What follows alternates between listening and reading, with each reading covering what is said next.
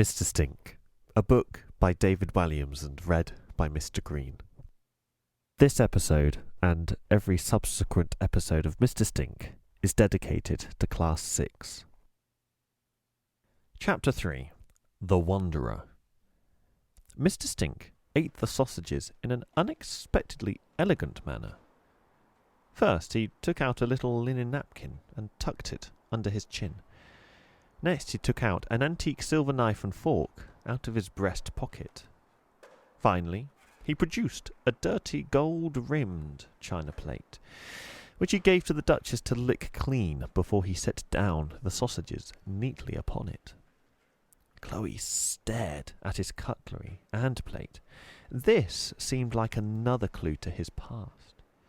Had he perhaps been a gentleman thief who crept into country houses at midnight and made off with the family silver? "Do you have any more sausages?" asked Mr. Stink, his mouth still full of sausages. No, just those 8, I'm afraid," replied Chloe. She stood at a safe distance from the tramp, so that her eyes wouldn't start weeping at the smell. The Duchess looked up at Mr. Stink as he ate the sausages, with a heart-breaking longing that suggested that all love and all beauty was contained in those tubes of meat.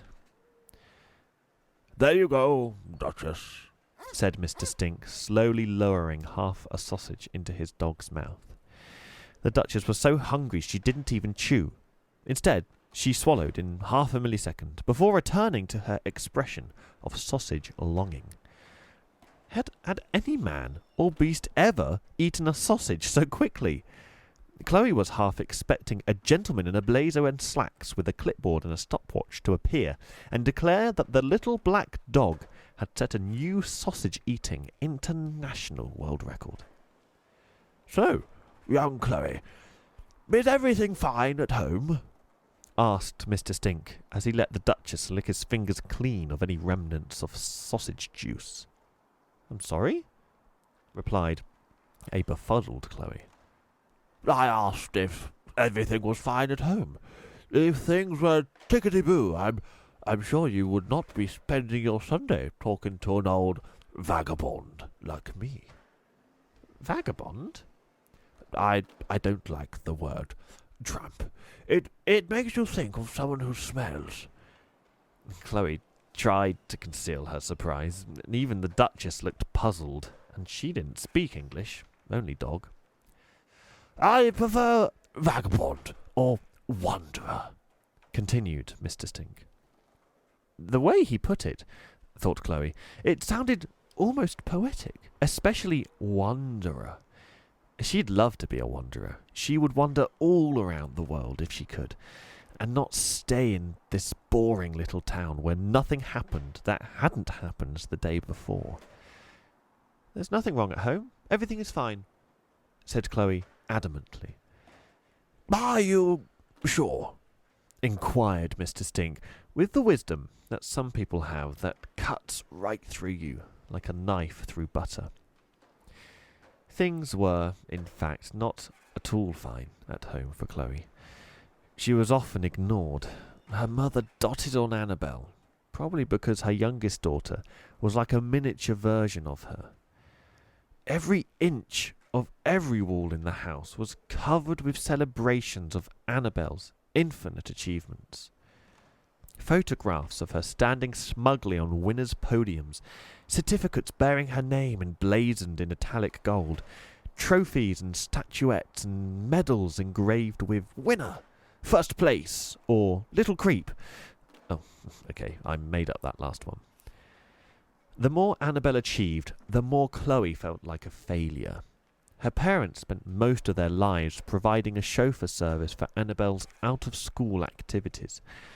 Her schedule was even exhausting to look at. And that was just the weekdays. The weekends were when things got really busy for Annabel. No wonder Chloe felt ignored. "Well, I suppose things at home are," stammered Chloe. She wanted to talk to him about it all, but she wasn't sure how. The church clock struck 4. Chloe gasped and looked at her watch. 4 o'clock? Mother made her do her homework from 4 until 6 every day, even in the school holidays when she didn't have any to do. "Oh, sorry, Mr. Stink, I have to go," she said. And secretly, Chloe was relieved. No one had ever asked her how she felt before, and she was beginning to panic. Really, child?" said the old man, looking disappointed. "Yes, I need to get home. Mother will be furious if I don't get at least a C in maths next term. She sets me extra tests during the holidays." "That doesn't sound like much of a holiday to me," said Mr. Stink. Chloe shrugged. "Mother doesn't believe in holidays." She stood up.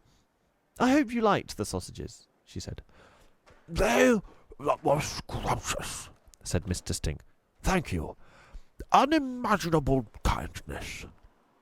Chloe nodded and turned to run off towards home. If she took a shortcut, she'd be back before Mother. "Farewell," Mr. Stink called after her, softly. I hope you enjoyed this chapter of Mr. Stink. You can catch the next chapter on our YouTube channel, Mr. Green Reads. Until then, I'll see you next time.